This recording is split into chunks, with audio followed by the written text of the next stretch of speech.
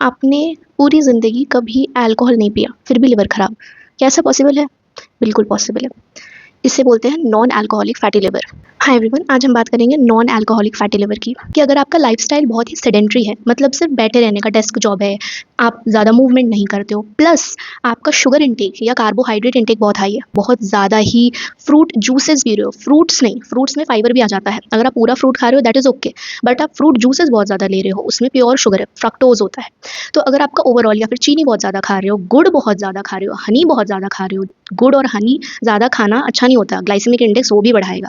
तो ओवरऑल अगर आप चीनी बहुत ज़्यादा खा रहे हो, प्लस आपकी सेडेंटरी लाइफस्टाइल है, आपकी मूवमेंट नहीं है ओवरऑल पूरे दिन में, एक्टिविटी लेवल बहुत कम है, तो यहाँ पर लिवर को उस ग्लूकोज को, उस शुगर को फैट में कन्वर्ट करने के अलावा और कोई ऑप्शन बचता ही नहीं है। तो अल्टीमेटली लिवर को उन सारे ग्लूकोज को फैट में कन्वर्ट करना पड़ता है।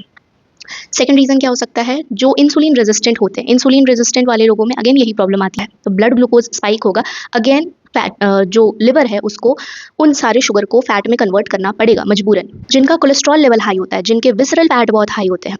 अब विसरल फैट क्या होता है? विसरल फैट वो फैट डिपोजिशन है हमारी बॉडी में जो इंटरनल ऑर्गन्स के अराउंड होता है। अब इसके सिम्टम्स बहुत क्लियरली नहीं दिखते हैं, ये अगले स्टेज में प्रोग्रेस कर सकता है अगर हमने अपने लाइफस्टाइल में कुछ भी चेंजेस नहीं किया। ये नॉन अल्कोहलिक फैटी लिवर से चला जाएगा इन्फ्लेमेशन वाले स्टेज पे, फिर ये चला जाएगा फाइब्रोसिस स्टेज पर जहाँ पर लिवर में स्कारिंग होती है लिवर टिश्यूज में। नेक्स्ट स्टेज है सिरोसिस, एंड सिरोसिस के बाद आता है लिवर फेलियर या फिर कैंसर डेवलप होने के बहुत हाई चांसेस होते हैं इन केसेस में। सिम्टम्स कैसे कैसे दिखेंगे? सांस लेने में तकलीफ होगी, जल्दी जल्दी सांस फूलेगी, शॉर्टनेस ऑफ ब्रेथ जिसे बोलते हैं, स्पाइडर लाइक वेन्स दिखने लगेंगे स्किन के अंदर, फिर एब्डोमेन में स्वेलिंग हो जाएगी, जॉन्डिस जैसे सिम्टम्स आएंगे जिसे हम पीलिया बोलते हैं, उसके जैसे सिम्टम्स आएंगे, पैरों में स्वेलिंग होने लगेगी। तो ये सारे कॉमन सिम्टम्स आने शुरू होते हैं जैसे जैसे लिवर जो है वो आगे फेलियर की तरफ बढ़ता जाता है। इनिशियल सिम्टम्स क्लियरली नहीं पता चलते हैं।